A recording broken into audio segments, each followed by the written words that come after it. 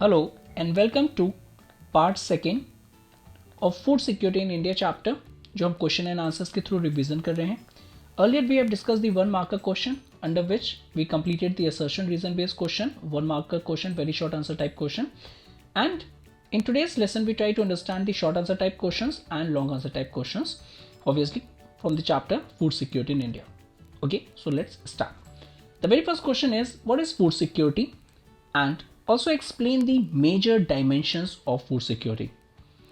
Food security means already हम देख चुके हैं, three important is availability, accessibility and affordability. अब यही जो थ्री डायमेंशंस हैं इनको हमें डिटेल में बताना है. तो सबसे पहले अवेलेबिलिटी ऑफ फूड की बात करेंगे. दैट मीन्स यहाँ पे food production within the country होना चाहिए. अगर आपके पास required number of food produce नहीं हो पा रहा है, जैसे लेट्स से आपको 100 kg की रिक्वायरमेंट है और आपके यहाँ पे जो फूड प्रोडक्शन हो रहा है 80 kg हो रहा है, अभी भी 20 kg का लैक है, आप फूड इंपोर्ट करेंगे बाहर की कंट्री से. साथ ही साथ जो गवर्नमेंट यहाँ पे स्टोर करके रखा हुआ है फूड, ये सारी चीज़ें किसके अंडर में आ जाएंगी? अवेलेबिलिटी ऑफ फूड के अंडर में आ जाएंगी. दूसरी चीज़ें, सिर्फ और सिर्फ फूड अवेलेबल होना ही सफिशिएंट नहीं है फूड सिक्योरिटी के लिए, असेसिबिलिटी भी होनी चाहिए. दैट मीन्स कि हर एक पर्सन को जितना भी रिक्वायर्ड उसके लिए यहाँ पे रिक्वायरमेंट है उसके फूड की, वो फुलफिल होनी चाहिए. तो ये असेसिबिलिटी में आ जाएगा. लेकिन असेसिबिलिटी मीन्स कि यहाँ पे मार्केट में है, लेकिन अगर वो खरीद नहीं पा रहे हैं तो भी यहाँ पे वर्थ नहीं बनता है, तो फूड सिक्योरिटी अचीव नहीं होगी. तो उसके लिए अफोर्डेबिलिटी होनी चाहिए. दैट मीन्स कोई भी इंडिविजुअल है उसके पास यहाँ पे इनफ मनी होना चाहिए to bye sufficient, safe and nutritious food. अब ये कीवर्ड आ जाते हैं, that is sufficient, safe and nutritious food, ताकि जो उसकी डाइटरी रिक्वायरमेंट्स है या फिर मोर appropriate to say that is the calorie intake requirement है, वो फुलफिल हो पाए. तो इस तरीके से अगर आप आंसर लिखेंगे और ये सारे पॉइंट्स, कीवर्ड्स, सब हेडिंग्स डालेंगे तो डेफिनेटली आपके फुल मार्क्स के चांसेस काफ़ी बढ़ जाते हैं.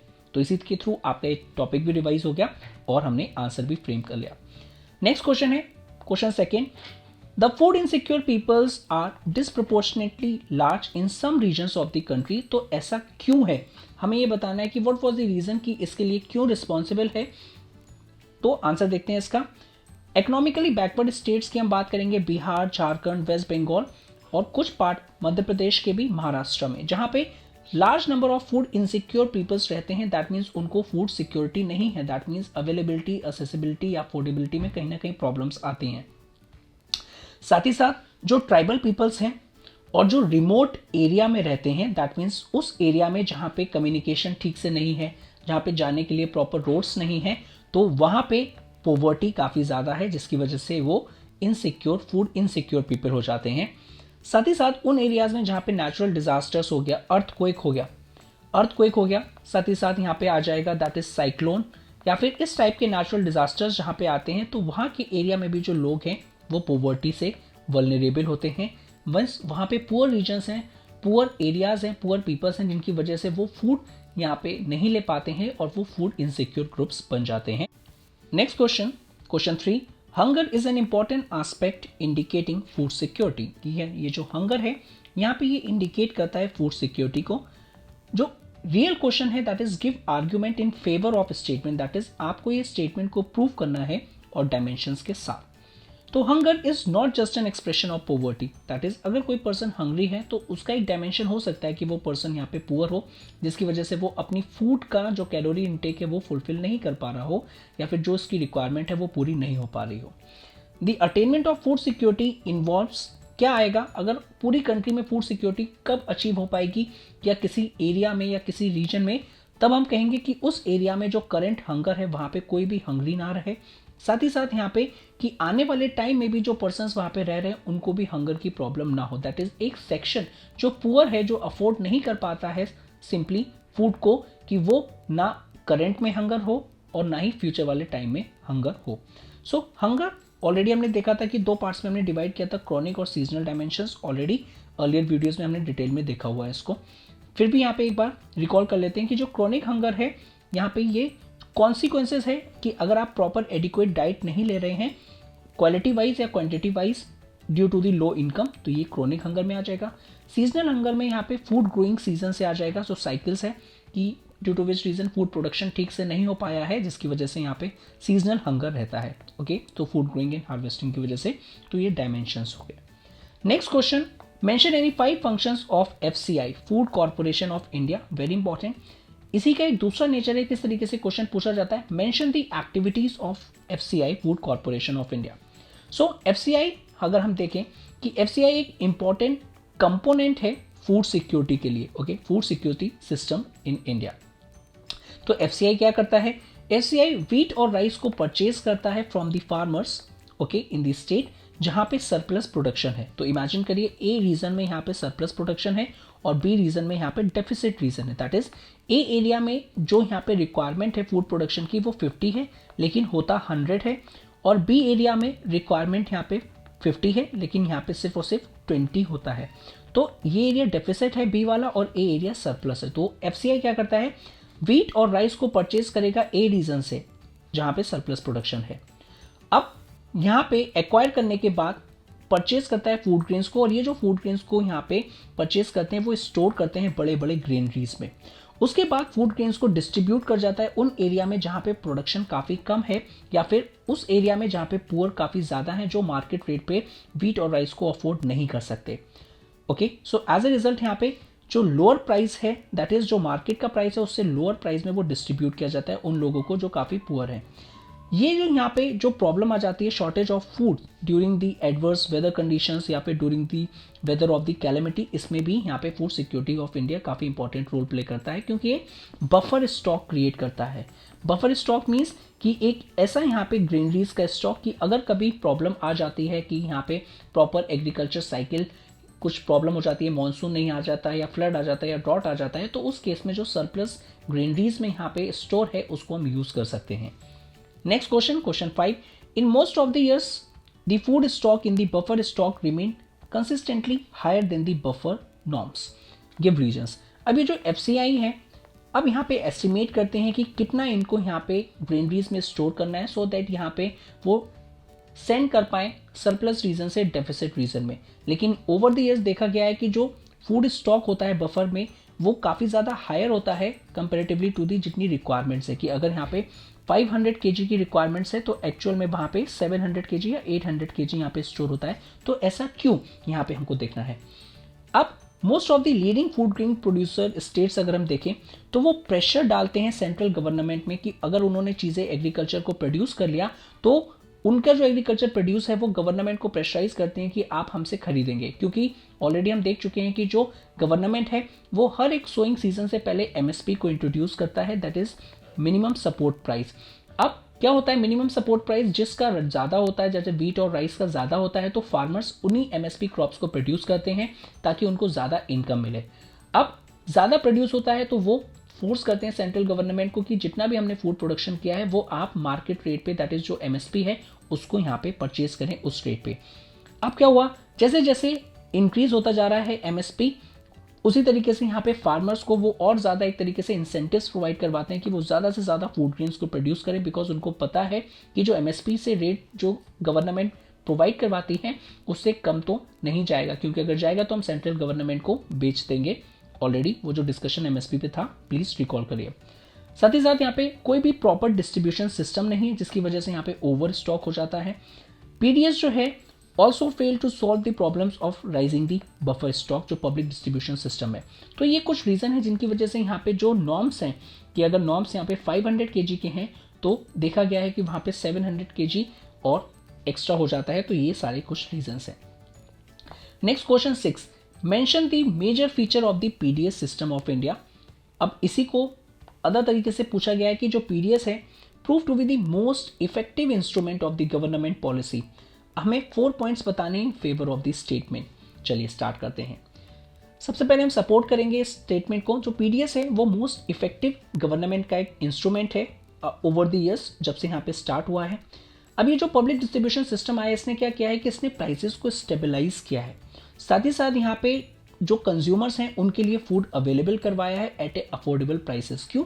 क्योंकि अल्टीमेट ऑब्जेक्टिव क्या है, फूड सिक्योरिटी को अचीव करना। साथ ही साथ यहाँ पे ये एक काफ़ी इंपॉर्टेंट इंस्ट्रूमेंट है जिस एरिया में वाइड स्प्रेड हंगर था और जहाँ पे फेमाइन आ जाता है जिसकी वजह से फूड शॉर्टेजेस हो जाती हैं, तो PDS के थ्रू जो सरप्लस रीजन है जहाँ पे ज़्यादा हो रहा है और जो डेफिसिट रीजन है जहाँ पे कम हो रहा है वो फुलफिल किया जाता है। अब इसमें पीडीएस के अंडर में क्या आ जाता है, that is the minimum support price. अब मिनिमम सपोर्ट प्राइस क्या है, ये वो प्राइस है जो सेंट्रल गवर्नमेंट इशू करता है हर सीजन से पहले हर क्रॉप्स के लिए, जिसमें 22+1 क्रॉप्स आ जाती हैं, टोटल 23 क्रॉप्स हैं, जिसमें वीट राइस इंपॉर्टेंट है। और एमएसपी में और सिंपली मिनिमम सपोर्ट प्राइस में आपको फूड क्रॉप्स लगाने से पहले पता होता है कि पर क्विंटल का प्राइस क्या है।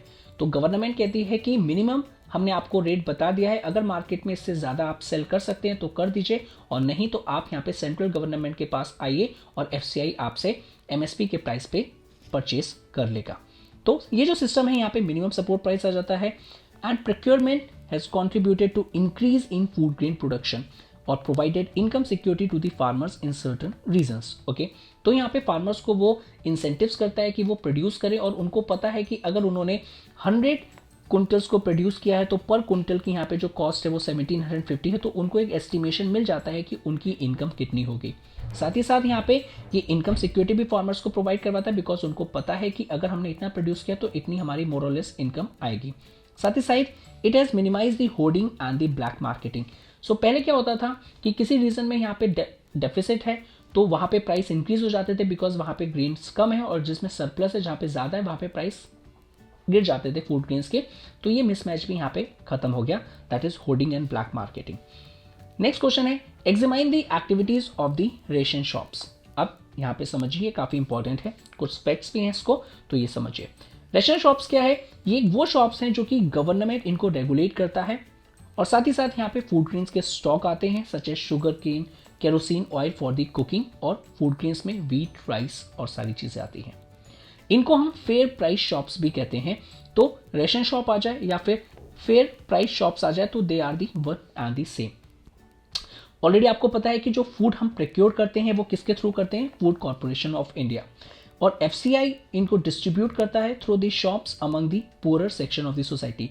वो जो मैंने आपको एक डायग्राम क्लास में समझाया था, that is the mind map कि हाउ एफसीआई यहाँ पे फार्मर्स को एमएसपी देता है और सारी चीज़ें उनसे प्रोड्यूस करता है, और फाइनली वो स्टेट्स को यहाँ पे that is central issued price पे सेल करता है। और वो जो माइंड मैप है प्लीज़ रिकॉल करिए उसको। नेक्स्ट पॉइंट इसमें आ जाएगा जो रेशन शॉप्स हैं, अब मोस्टली लोकेलिटीज़ में प्रेजेंट हैं, विलेजेस में प्रेजेंट हैं, टाउन्स और सिटीज़ में प्रेजेंट हैं, और अगर हम इनको टैली करके देखें तो 4.6 lakh ration shops all over the country में है। अभी जो डेटा है काफ़ी पुराना है, नए डेटे के अकॉर्डिंगली काफ़ी ज़्यादा रेशन शॉप्स बढ़ गई हैं। ओके, अब हर एक फैमिली जिसका एक राशन कार्ड बना हुआ है तो वो अपनी क्वांटिटी उसकी यहाँ पे एक फिक्स है, वो जाके एक particular amount that is central issue price पे जाके सामान खरीद सकते हैं every month for a near by ration shops. अब रेशन शॉप्स जो है काफ़ी इंपॉर्टेंट रोल प्ले करते हैं इन दी सप्लाई और दी असेसिबिलिटी में। क्यों? क्योंकि सप्लाई जब तक नहीं होगी, सप्लाई और डिमांड वाला जो कॉन्सेप्ट है वो मिसमैच हो जाएगा तो प्रॉब्लम हो जाएगी। और असेसिबिलिटी दैट मीन्स कि चीज़ें असेस होनी चाहिए, तभी एक फूड सिक्योरिटी का इंपॉर्टेंट एलिमेंट है। और यहाँ पे जो रेशन शॉप्स हैं किस एरिया में यहाँ पे कमेंडेबल रोल प्ले कर रहे हैं, because accessibility of food grains जिस एरिया में ज़्यादा है वहाँ से लेके जिस एरिया में नहीं है, डेफिसिट एरियाज में ये राशन शॉप्स प्रोड्यूस कर रहे हैं, दैट इज प्रोवाइड करवा रहे हैं food grains. Ration shops dealers अगर हम बात करें समटाइम्स कुछ ऐसा नहीं है कि यहाँ पे बहुत अच्छी हैं, बहुत ही रेकमेंड जॉब कर रही हैं, कमेंडेबल जॉब्स कर रही हैं, कुछ माल प्रैक्टिसेस भी देखने को मिलती हैं। लाइक जो यहाँ पे ग्रेन्स आते हैं, अच्छे ग्रेन्स आते हैं तो वो ओपन मार्केट में सेल कर देते हैं क्योंकि उनको बेटर मार्जिन मिल जाता है, और पुअर क्वालिटी के ग्रेन्स वो रख लेते हैं तो they sell poor quality grains at the ration shops, और जो अच्छे ग्रेन्स होते हैं वो मार्केट में वो ब्लैक मार्केटिंग करके सेल कर देते हैं। ऑल्सो यहाँ पे जो इनकी ओपनिंग है दैट मीन्स कि किस एरिया में किस दिन यहाँ पे रेशन शॉप्स ओपन होंगी तो वो भी काफ़ी इरेगुलर है, तो जिसकी वजह से यहाँ पे लोगों को काफ़ी प्रॉब्लम होती है। अब ये जो फूड ग्रेन्स है वो एक लिमिटेड क्वांटिटी में ही मिलता है। लेट्स से आपके यहाँ पे कंजम्पशन लेवल है कि 35 kg जो है 1 मंथ चलता है, और यहाँ पे आज राशन शॉप खुली है, दैट इज़ हम आज की डेट की बात करें 11 फेब, तो 11 फेब को यहाँ पे जो रेशन शॉप खुली है तो नेक्स्ट जो है दैट इज़ 11 मार्च को यहाँ पे मुझे रिक्वायरमेंट होगी। तो 11 मार्च जो है, अब पता चला नेक्स्ट मंथ में 11 मार्च को नहीं बल्कि 15 मार्च को यहाँ पे राशन शॉप्स ओपन हुई। अब मेरे पास यहाँ पे फूड ग्रेन्स नहीं है तो मैं यहाँ पे क्या करूँगा, या तो खाना नहीं खाऊंगा, ऐसा तो हो नहीं सकता, तो आप क्या करोगे, मार्केट प्राइस पे आपको खरीदना पड़ेगा। तो जो प्राइसेस आपने यहाँ पे, जो पैसे आपके पास थे जिसके आप यहाँ पे राशन शॉप खरीद सकते थे रेशन शॉप से, वो आप यहाँ पे मार्केट प्राइस में लगा देते हो, दैट इज उस फूड ग्रेन्स को परचेज करने में, जिसकी वजह से प्रॉब्लम आती है। तो यहाँ पे irregular opening of the shops भी काफ़ी नेगेटिव कॉन्सिक्वेंसेज है, दैट इज यहाँ पे एक तरीके से नेगेटिव पॉइंट में आ जाएगा। Next question, question 8, describe the negative effects of the increase in MSP. यहाँ पे जो एमएसपी के जो यहाँ पे प्राइसेस इंक्रीज होते जा रहे हैं, तो इसका नेगेटिव इम्पैक्ट क्या है। अब एमएसपी जब इंक्रीज होगा तो मेंटेनेंस कॉस्ट इंक्रीज हो जाएगी, क्योंकि आप जो प्रोक्योर करोगे फूड ग्रेन्स उसकी कॉस्टिंग बढ़ जाएगी। एमएसपी मीन्स कि ज़्यादा एमएसपी मीन्स ज़्यादा फार्मर को पे करना पड़ेगा, और जब ज़्यादा फार्मर को पे करना पड़ेगा तो आपकी प्रोक्योरमेंट, दैट इज जो आप फार्मर से लेंगे फूड ग्रेन्स, उसकी कॉस्टिंग बढ़ जाएगी। साथ ही साथ यहाँ पे ट्रांसपोर्टेशन और स्टोरेज कॉस्ट भी बढ़ जाती है। तो एफसीआई के लिए जब एमएसपी यहाँ पे बढ़ रही है तो ज़्यादा फूड ग्रेन्स आएगा, जिसकी वजह से ट्रांसपोर्टेशन और स्टोरेज कॉस्ट भी बढ़ जाएगी। दूसरा, procurement is concentrated in a few prosperous regions. जिस एरिया में सरप्लस है, हर जगह नहीं है ये, तो कौन कौन से सरप्लस रीजन है मैंने आपको क्लास में बताया था, पंजाब, हरियाणा, आंध्र प्रदेश। तो ये कुछ इंपॉर्टेंट रीजन्स हैं। और स्पेशली 2 क्रॉप्स को अगर हम देखें, that is wheat and rice, इस पे एमएसपी काफ़ी ज़्यादा है। तो अब क्या हो जाता है कि मोस्टली फार्मर्स जो पहले कोर्स ग्रेन या फिर कोई और यहाँ पे फूड ग्रेन्स को प्रोड्यूस करते थे, अब वो भी ज़्यादा एमएसपी और व्हीट एंड राइस के चक्कर में व्हीट और राइस ही प्रोड्यूस करेंगे। प्रॉब्लम क्या है व्हीट और राइस ज़्यादा प्रोड्यूस करने में, अगर राइस को आप ज़्यादा प्रोड्यूस करेंगे तो उसमें वाटर की रिक्वायरमेंट काफ़ी ज़्यादा आ जाती है, और वो लैंड डिग्रेडेशन एंड और सारा इशू पंजाब और हरियाणा वाला रीजन में आ रहा है। दूसरा कि जो अदर क्रॉप्स हैं वो यहाँ पे प्रोडक्शन होना कम हो जाएगा, तो वो भी एक मेजर कंसर्न है। तो इसलिए यहाँ पे जो एमएसपी का इंक्रीज है वो क्या करता है, तो जो फार्मर्स अर्लियर और चीज़ों को प्रोड्यूस करते थे, कोर्स ग्रेन को प्रोड्यूस करते थे, अब वो भी एमएसपी की क्रॉप्स को प्रोड्यूस कर रहे हैं ज़्यादा प्रॉफिट मार्जिन के चक्कर में। ओके, अब अगर हम कोर्स ग्रेन की बात करें तो ये स्टेपल फूड है टू दी पुअर। ओके, अब क्या हो जाएगा कि जब आप कोर्स ग्रेन नहीं प्रोड्यूस करोगे तो आप एमएसपी वाले क्रॉप्स को प्रोड्यूस करोगे, जो कि है व्हीट और राइस, जिसकी वजह से व्हीट और राइस का प्रोडक्शन बढ़ जाएगा, लेकिन बाकी क्रॉप्स का कम हो जाएगा। नेक्स्ट पॉइंट इज, अब यहाँ पे जो व्हीट और राइस, स्पेशली राइस को अगर हम ज़्यादा कल्टीवेशन करेंगे, जिसकी वजह से यहाँ पे, और ये वाटर इंटेंसिव क्रॉप है, मीन्स इसमें वाटर का जो लेवल है वो काफ़ी ज़्यादा रिक्वायरमेंट है, वाटर की अवेलेबिलिटी काफ़ी ज़्यादा होनी चाहिए, जिससे इन्वायरमेंटल डिग्रेडेशन हो रहा है। तो इन्वायरमेंटल डिग्रेडेशन और वाटर लेवल कैसे कम हो रहा है, ये जो पंजाब वाला रीजन है, यहाँ पे ज़्यादा वाटर ईजिली अवेलेबल नहीं होता है, that is due to the monsoon, कम बारिश होती है। अब क्या होता है कि जिसकी वजह से यहाँ पे जो फार्मर्स हैं वो इरीगेशन पे रिलाई करते हैं। अब इरीगेशन पे रिलाई करना is not a bad thing, but problem क्या है कि अगर आपके एरिया में वाटर कम है और आप एक ऐसी क्रॉप को ज़्यादा प्रोड्यूस कर रहे हो जो वाटर इंटेंसिव है, दैट मीन्स उसको प्रोड्यूस करने में वाटर ज़्यादा की रिक्वायरमेंट होती है, तो आप ज़्यादा इरीगेशन करेंगे। अब जब ज़्यादा इरीगेशन करेंगे तो ज़्यादा इरीगेशन करने से क्या होगा कि वाटर लेवल डाउन होगा, और वाटर तो आपको मिलेगा, लेकिन वाटर के साथ साथ यहाँ पे जो वाटर में डिजॉल्व्ड सॉल्ट्स होते हैं वो भी इरीगेशन के थ्रू आएंगे, जो भी आप यहाँ पे लैंड पे इरीगेशन कर रहे हैं। अब क्या होगा, वाटर तो इवेपोरेट कर पाएगा, लेकिन जो सॉल्ट्स हैं वो डिपॉजिट हो जाएंगे सॉइल में, जिसकी वजह से जो यहाँ पे लैंड है, छोटे छोटे पोर्स जो हैं वहाँ पे डिपॉजिट हो जाएगा, जिसकी वजह से वाटर लॉगिंग यानी पानी भरी रहने की प्रॉब्लम आ जाएगी, जो कि लॉन्ग रन में इन्वायरमेंटल डिग्रेडेशन हो जाएगा, क्योंकि लैंड डिग्रेडेशन होगा, साथ ही साथ यहाँ पे वाटर लेवल भी काफ़ी नीचे चला जाएगा। तो एक तरीके से देखें तो एग्रीकल्चर डेवलपमेंट की जो सस्टेनेबिलिटी है वो काफ़ी थ्रेटेंड हो जाएगी इन स्टेट्स में जहाँ पे एमएसपी की क्रॉप्स को ज़्यादा प्रोड्यूस किया जा रहा है, स्पेशली राइस। अल्टीमेटली गवर्नमेंट की सब्सिडी इंक्रीज कर देगा, क्योंकि जितना ज़्यादा एमएसपी उतना ज़्यादा गवर्नमेंट को पेमेंट करना पड़ेगा, बिकॉज एमएसपी के प्राइस जितने भी हों, इररिस्पेक्टिव ऑफ एनीथिंग, जो गवर्नमेंट यहाँ पे फूड ग्रेन्स प्रोवाइड करवाती है पीडीएस के through, that is 2 rupees for the wheat and 3 rupees for the rice, तो वो प्रोड्यूस करवाएगी और एमएसपी का बर्डन ज़्यादा आ जाएगा। नेक्स्ट क्वेश्चन है कि मेजर ऑब्जेक्टिव क्या है एकेडमी डेवलपमेंट साइंस के, और सिंपली रोल क्या है Maharashtra academy of development science का, 3 पॉइंट्स मेंशन करने हैं।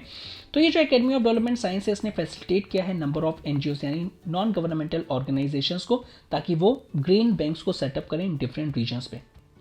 अब ये ग्रीन बैंक्स क्या हैं, ग्रीन बैंक्स ऑलरेडी हम डिस्कस कर चुके हैं कि वो सब्सिडाइज रेट पे पुअर लोगों को फूड ग्रेन्स प्रोवाइड करवाते हैं, ताकि फूड सिक्योरिटी अचीव हो पाए उस रीजन में।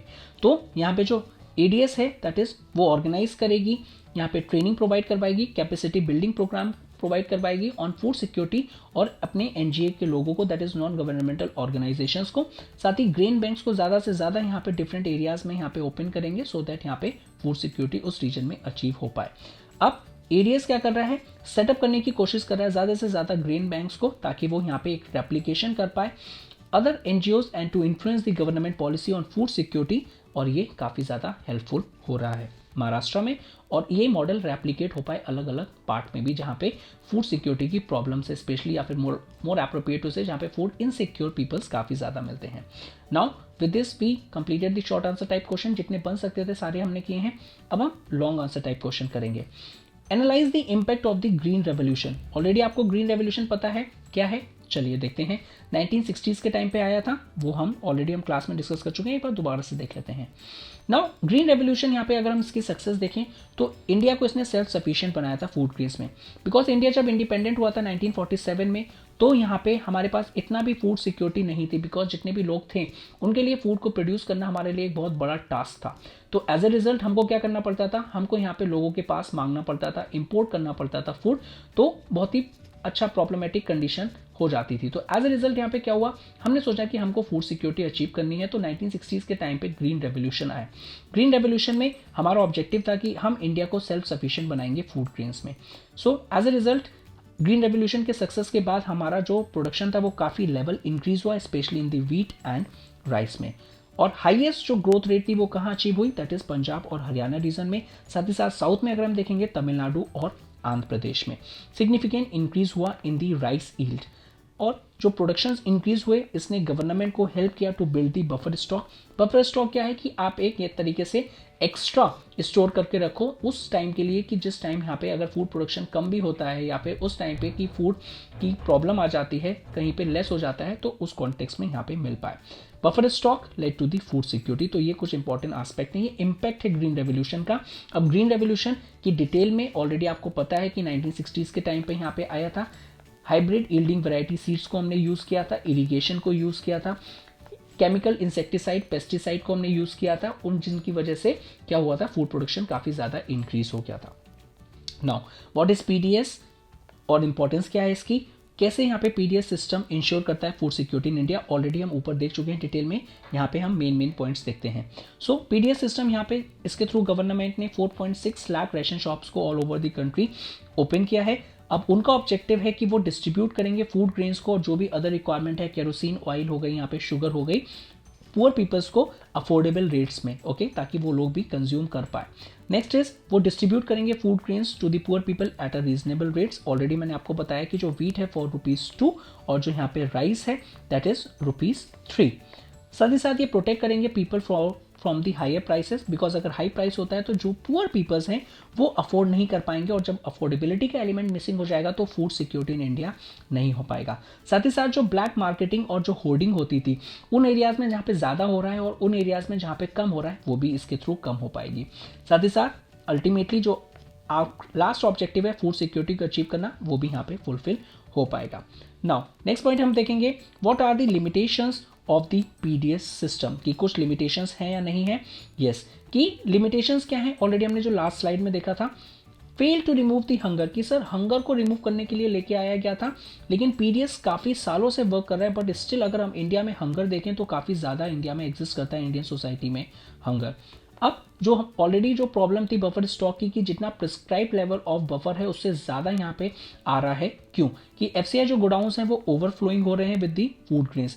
2015 की डेटा की अगर हम बात करेंगे, जो राइस और जो वीट है वहाँ पे जो प्रोडक्शन है 41 मिलियन टन, और 1 मिलियन इक्वल्स टू 10 लाख, जो कि काफ़ी ज़्यादा मीन्स एक मिनिमम स्टॉक के लेवल से काफ़ी ज़्यादा है, ओके। और यहाँ पे ओवरऑल एक जनरल कंसेंसस हो रहा है कि high level of buffer stock of the food grains is very undesirable और वेस्टफुल होगा। क्यों, क्योंकि यहाँ पे जो फूड ग्रेन्स हैं उनकी एक शेल लाइफ होगी कि कितने टाइम तक वो क्वालिटी वाइज रह सकते हैं, क्योंकि उसके बाद अगर बारिश होती है या फिर उनको कोई भी जो भी यहाँ पे पेस्ट है वो हो जाता है, जिसकी वजह से फूड ग्रेन्स खराब हो जाते हैं, तो वो वेस्ट हो रहे हैं यहाँ पे।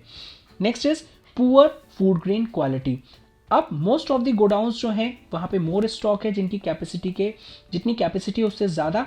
इसके वजह से क्या हो सकता है कि जो उनकी शेल लाइफ है वो ओवर हो जाती है, और यहाँ पे जो क्वालिटी है वो डिटीरियोरेट हो जाती है। दैट मीन्स कि वो क्वालिटी फूड ग्रेन्स नहीं रहते हैं, और मुझे नहीं लगता चाहे वो पुअर हो या कोई भी, वो ऐसे फूड ग्रेन्स को कंज्यूम करना चाहेगा जो बहुत ही पुअर क्वालिटी के हैं। Adverse impact on the environment भी क्यों है, क्योंकि यहाँ पे गवर्नमेंट जो है इंसेंटिव्स प्रोवाइड करवा रही है एमएसपी के through, that is minimum support price के थ्रू, जिसकी वजह से जो स्टेट्स हैं वो प्रोड्यूस कर रहे हैं सिर्फ और सिर्फ एमएसपी वाली क्रॉप्स, स्पेशली राइस और वीट, जिसकी वजह से इन्वायरमेंटल डिग्रेडेशन हो रहा है, ऑलरेडी हम डिस्कस कर चुके हैं। तो वाटर वाला लेवल आ जाएगा, डिग्रेडेशन एंड ऑल, वो इंपॉर्टेंट पॉइंट्स ऑलरेडी हमने डिस्कस कर लिए, उसी को आप यहाँ पे डाल दीजिएगा। नेक्स्ट है analyse the needs of the food security in India की क्या रिक्वायरमेंट है यहाँ पे फूड सिक्योरिटी इन इंडिया की, why is there a need of for food security in India. देखो एक तो इंडिया यहाँ पे ओवर पॉपुलेशन है, ठीक है, इसकी वजह से यहाँ पे ज़्यादा पॉपुलेशन ऐड ऑन हो रही है। तो ज़्यादा पॉपुलेशन ऐड ऑन होने का मतलब है कि यहाँ पे कि ज़्यादा पॉपुलेशन का मीन्स है कि डिपेंडेंसी रेशो ज़्यादा है, तो जिसकी वजह से गवर्नमेंट की रिस्पॉन्सिबिलिटी है कि यहाँ पे फूड सिक्योरिटी प्रोवाइड करवाए। सो इंडिया की पॉपुलेशन अगर हम देखें तो काफ़ी फास्ट रेट पे इंक्रीज हो रही है, जो कि अगर 1951 जो कि जस्ट आफ्टर द इंडिपेंडेंस थोड़े ईयर्स के बाद अगर हम देखें तो 3.6 मिलियन थी, जो कि इंक्रीज हो गया 41 मिलियन हो गई है 2015। ओके, अब ये डेटा भी काफ़ी पुराना है। Hoarding and the black marketing की बात करें, सो कॉन्टिन्यूस यहाँ पे अभी भी टेंडेंसी है amongst the traders in India कि वो फूड ग्रेन्स को होल्ड कर लेते हैं, दैट इज जमा करके रख देते हैं, जिसकी वजह से फूड शॉर्टेजेस हो जाती है। वो फूड शॉर्टेजेस को इसलिए क्रिएट करते हैं कि जब मार्केट में दैट इज सप्लाई कम होगी तो प्राइसेस इंक्रीज हो जाएंगे, ताकि वो प्राइसेस इंक्रीज हो जाएं और उसके बाद फिर वो क्या करेंगे, वो हल्के हल्के स्टॉक को रिलीज करेंगे और उनको एक्स्ट्रा प्रॉफिट होगा। सो ये जो स्पेकुलेशन है होर्डिंग की, ये काफ़ी ज़्यादा आर्टिफिशियल प्राइसेस क्रिएट कर देती है। तो ये जो कीवर्ड है आर्टिफिशियल प्राइसेस, ये आप प्लीज लिखिएगा। Next is corrupt administrative practices, that is हमें फूड सिचुएशन अगर कंट्री में अच्छी करनी है तो गवर्नमेंट को various price that is measures को यहाँ पे अडॉप्ट करना पड़ेगा, that is price controls, rationing हो गई, जोनिंग हो गई, सरप्राइज चेक एक्सेट्रा। बट जो एडमिनिस्ट्रेटिव मशीनरी है वो काफ़ी ज़्यादा करप्ट है। ओके, तो एज अ रिजल्ट जितने भी ये बड़ी बड़ी बातें हैं, प्राइस कंट्रोल्स, रेशनिंग, जोनिंग, ठीक है, कि हम सरप्राइज चेक करेंगे एंड ऑल, तो वो सिर्फ पेपर्स पे ही है, ग्राउंड रियलिटी पे नहीं हो पाती है, जिसकी वजह से जो जनरल मासेस हैं उनको बेनिफिट नहीं मिल पाता है। Unequal production of food grains, कि most of the food grains अगर हम बात करें तो कुछ ही स्टेट्स हैं जैसे पंजाब, हरियाणा, यूपी एंड आंध्र प्रदेश यही प्रोड्यूस करते हैं, और इन एरियाज से काफ़ी ज़्यादा प्रॉब्लमेटिक हो जाता है कि फूड ग्रेन्स को सेंड करना, स्पेशली उन एरियाज में जो आइसोलेटेड एरियाज हैं, जैसे कि नॉर्थ ईस्ट वाले हैं या फिर जो साउथ में है, तो ट्रांसपोर्टेशन कॉस्ट काफ़ी बढ़ जाती है।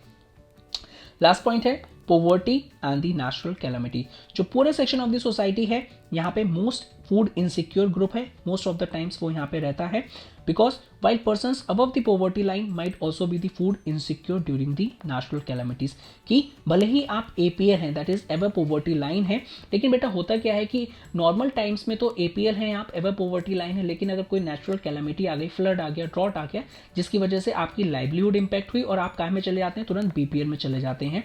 सो ये तरीके से भी आप बोल सकते हो, specially natural calamities such as drought, earthquake, flood, tsunami etcetera, जहाँ पे total production of the food grains decrease हो जाता है और obviously demand is equals to supply, that means जितनी डिमांड होनी चाहिए उतनी सप्लाई होनी चाहिए, लेकिन जब फूड ग्रेन्स डिक्रीज हो जाएगी तो डिमांड ज़्यादा है, सप्लाई कम है, जिसकी वजह से प्राइसेस इंक्रीज हो जाते हैं। तो अब भले ही आप एपीएल में थे लेकिन फूड के जो प्राइसेस थे वो इंक्रीज हो गए, तो आप अफोर्ड नहीं कर पाएंगे, तो ऑब्वियसली इंपैक्ट करेगा फूड सिक्योरिटी। साथ ही साथ जब ये इस तरीके की नेचुरल कैलेमिटीज आ जाती हैं तो शॉर्टेजेस ऑफ फूड ग्रेन्स आ जाता है, प्राइसेस काफ़ी इंक्रीज हो जाते हैं। ओके, और at the high prices some peoples यहाँ पे अफोर्ड नहीं कर पाते हैं टू परचेज दी फूड। अब जब परचेज नहीं कर पाएंगे, अफोर्ड नहीं कर पाएंगे, तो फूड सिक्योरिटी ऑफ इंडिया नहीं फुलफिल हो पाएगी, तो ये भी काफ़ी प्रॉब्लम है। ओके, सो नेक्स्ट क्लास में हम दूसरे चैप्टर के क्वेश्चन एंड आंसर्स करेंगे, और आई होप कि जो एनसीईआरटी के क्वेश्चन एंड आंसर्स हैं ऑलरेडी यहाँ पे आप कर चुके हैं, उसकी मैं एक डेडिकेटली वीडियो बनाऊंगा, लेकिन आफ्टर दी सारे रिवीजन सीरीज के बाद।